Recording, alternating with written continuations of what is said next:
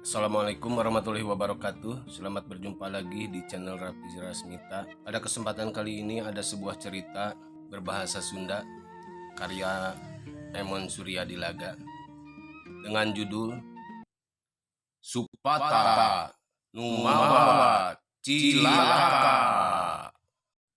Selamat menyimak. Wanci gesek nyanding tengah poe, panon poe mimiti karasa panasna. Pacampur lebut taneuh anu haliberan bareng jeung ting blesatna motor ojek. Bebeunangan karek meunang 4 rit. Biasana masuk menang 8 nepi 10 rit mah. Memeh lohor teh. Keur kitu. Jang. Tu aya panumpang. Bagian tim maneh leuin. Ceuk Mang Dadan. Bari nunjuk ka awewe geulis anu keur ngelek tas herang. Koloyong Jajang nyampeurkeun. Teh, bade ojekna? Cek Jajang bari ngelaksonan. Cih, bara teuing kudu naik ojek. Keur butuh teh motorna jaba kuleuh deui nu mawana. Walon eta awewe nyiduh bari ngaleos. Wios atuh pamimoa mah. Tapi teu keng kitu atuh. Awon katingalna. Tembal Jajang bari hatena mah rada mentegeg. Teu lemek teu nyarek eta awewe leumpang meng peot. Teu kungsi lila geleuyeung aya mobil sedan nyampeurkeun eta awewe.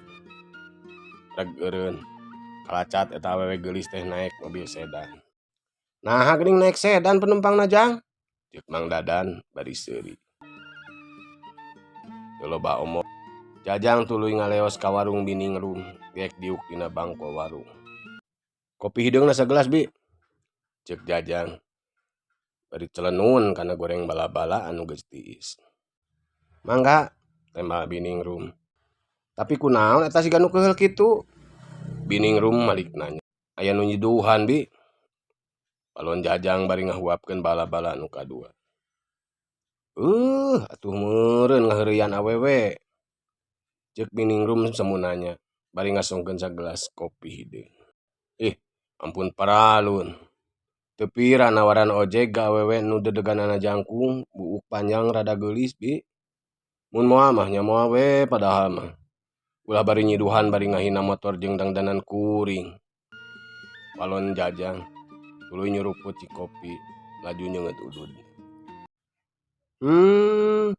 Eta mah si Sinta meureun, anakna Pak Barata juragan suruh mobil. Nya ada rada balagu budak eta mah.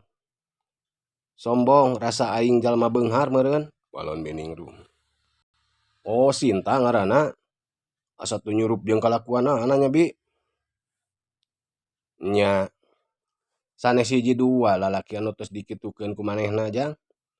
Malah mah 2 bulan ka tukang manehna teh karek pisan mutuskeun tunanganana. Oh, kutan kitu, Bi. Ceuk Jajang bari molohot. Muhun, da eta meureun pedah aya deui pamuda anu leuwih gandang ti kabogohna. Walon Biningrum bari merenan gelas urut nu ngopi. Sanggeus babayar, Jajang langsung balik. Beres salat lohor goledag nangkarak bengkang tengah imah. Jajang, teu mangkat deui ngojek geuning. Ceuk indungna anu teu kanyahoan datangna. Asa carape ah mah. Engke sugan bada asa rek nongkrong deui ngan meunang 4 rit ayeuna mah. Walona bari mikeun duit bebeunangan ngojek. Gadag maneh mah ari geus datang panyakit hoream teh. Abong kena bujangan, geus hoream teh kalah ngagoler. Lain segut mah usaha teh. Ari kawin geus hayang, ceuk indungna ngawek-wek bari nampanan duit hasil ngojek. Kacaturkeun saminggu ti harita. Rengse salat magrib dumadak panto imah aya nu ngagedor. Jang, buka sia panto imah maneh. Ceuk hiji sora luareun panto. Bari katingali reuwas, udah giru Jajang muka panto. Waalaikumsalam, mangga kalebet. Aya pikeun saeun naon, Pak? Tembalna bari neuteub ka semah anu semu ambek. Montong loba catur sia. Sia nu geus ngawrijit anak aing nepikeun ka carenang bibirna. Ayeuna sia kudu ngilu ka imah aing. Ceuk eta lalaki bari tuluy nuyun leungeun Jajang. Ke heula, kumaha jujutanana ieu teh? teu pupuguh ngadamel fitnah ka abdi. Temal Jajang bari ngepeskeun leungeun. Menggeus tong loba ngomong, sia kudu tanggung jawab kana kalakuan sia ka anak aing. Pokna deui bari ngadudut kerewek jalma nu hiji deui nyekelan dengan Jajang. Terus Jajang diasupkeun ka jero mobil, dius dibawa teuing ka mana. Barang anjog ka hiji tempat hareupeun imah agreng. Lus Jajang dibawa asup ka tengah imah. Nyampak aya awewe geulis keur jejeritan bari nutupan bibirna.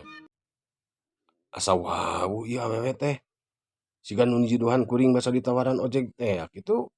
Geurentes Jajang bari nelek-nelek paroman eta awewe. Tuh deuleuh ku sia, akibat pagawean sia budak aing jadi kieu. Ceuk eta lalaki bari nunjuk kanu disebut anakna. Bener pisan. Neng Sinta sakumaha anu dicaritakeun ku bining rum. Ieu meureun imahna Neng Sinta anu geulis teh.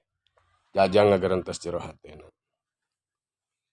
Geuwat sia geura cageurkeun deui anak aing mun hanteu dipodaran sia ayeuna keneh.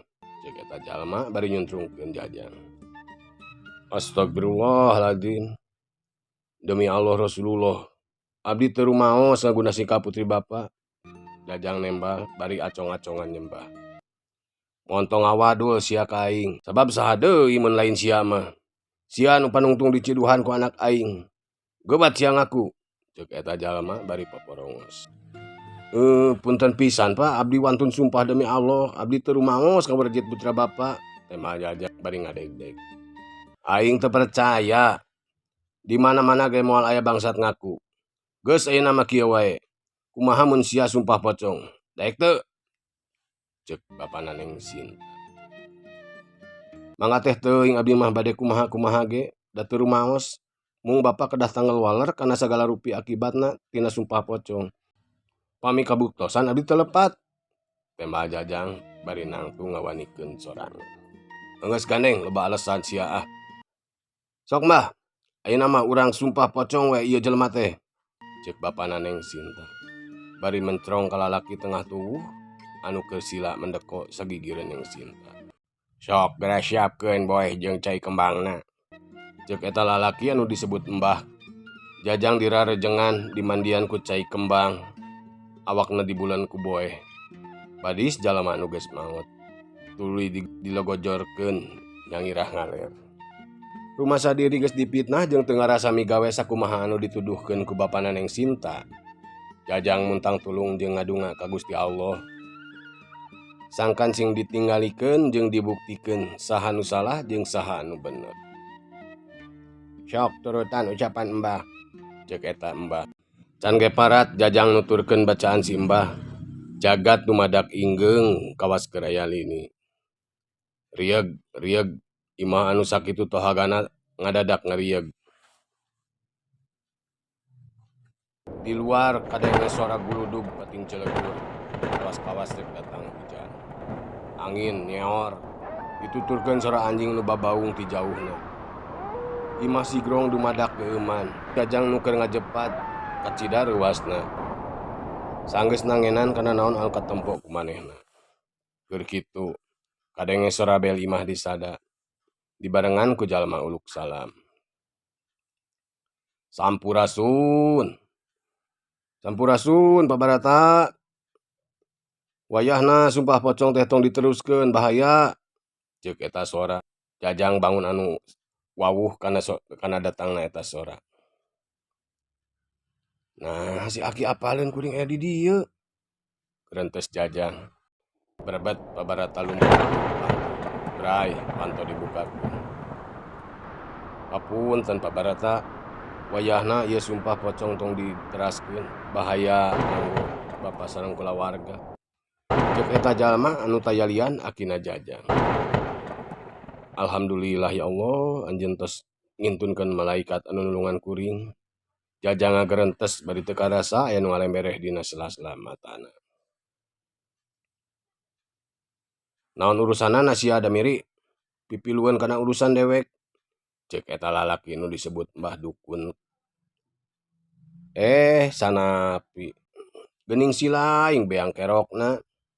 Kuduna si laing teh salaku kokolot leuwih awas permana tinggal. Lain padut cerot wae nyieun fitnah ka incu dewek. Walau naki jajang tetep tenang. Mantong pipi luwen sia da miri. Ieu urusan aing. Ceuk bahasa napi. Berserut narajang. Tapi memeh nepi manehna geus ngacengkang ke kubu. Bru nambruk ngabebengkang gigireun jajang. Korejat jajang hudang. Ngan orok kaya awakna masih keneh kabaguded ku boe. Luk jajang labu. Pas pisan nindihan awakna bahasa napi. Hanya kapisan para wargi. Waktosna teu nyekapan. Urang cukapkeun nugi ka dieu heula carios nyambung anu judulna Supata Nu Mawa Cilaka. Insyaallah sanes waktos urang teraskeun deui dina channel anu maneuh Rapi Rasmita YouTube channel. Mangga dibantos like videona, di subscribe, oge diantos komentar-komentarna dina kolom pairan anu bisa yogi. Akhirul kalam billahi taufik wa hidayah. Wassalamualaikum warahmatullahi wabarakatuh. Permio.